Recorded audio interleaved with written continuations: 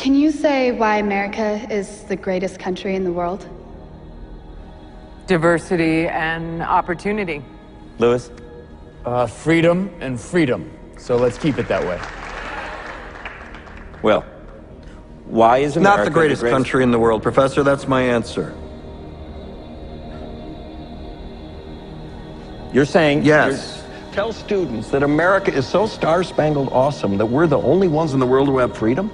Canada has freedom. Japan has freedom. The UK, France, Italy, Germany, Spain, Australia, Belgium has freedom. So 207 sovereign states in the world, like 180 of them have freedom. All right. And yet you, sorority girl, just in case you accidentally wander into a voting booth one day, there's some things you should know. And one of them is, there is absolutely no evidence to support the statement that we're the greatest country in the world. We're 7th in literacy, 27th in math, 22nd in science, 49th in life expectancy, 178th in infant mortality, 3rd in median household income, number 4 in labor force, and number 4 in exports. We lead the world in only 3 categories: number of incarcerated citizens per capita, number of adults who believe angels are real, and defense spending, where we spend more than the next 26 countries combined, 25 of whom are allies. Now, none of this is the fault of a 20-year-old college student, but you nonetheless are, without a doubt, a member of the worst generation ever. So when you ask what makes us the greatest country in the world, I don't know what the fuck you're talking about. Yosemite?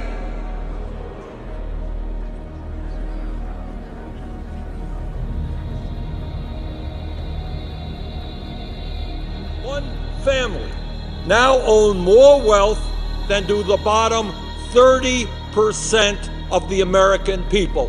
One family owns more wealth than the bottom 30%, 90 million Americans. Today, the top 1% own 40% of all of the wealth in America. Top 1% own 40% of all the wealth in America. In all of human history, mankind is politically awakened. That's a total new reality. And no matter where you go, politics is a matter of social engagement. And most people know what is generally going on in the world, and are consciously aware of global iniquities, inequalities, lack of respect, exploitation. The affirmative task we have now is to actually create a new world order. So we have to do what we do best. We have to lead. We have to lead. We have to update the global rules of the road. We have to do it in a way that maximizes benefits for everyone, because obviously it's overwhelmingly in our interest. This is not a zero-sum game. It's overwhelmingly in our interest that China prosper, that Mongolia prosper, that nations big and large, East and West, in Latin America and in Africa prosper. Because, you know that old expression, they asked Willie Sutton why he robbed banks, he said, that's where the money is. We want everybody to have a little money. Orwell famously said that he who controls the present controls the past, and he who controls the past controls the future. And that is because of the vital role that history plays in deciding our interpretation of what is happening in the world. The US National Archives censored all searches to the word WikiLeaks. Following that revelation, we looked closely to what else was going on. And in fact, as Kristen said, from 2006, it became apparent that the US National Archive had reverse classification of over 55,000 pages of material. That a great analysis done by the National Security Archives, a group run out of George Washington University.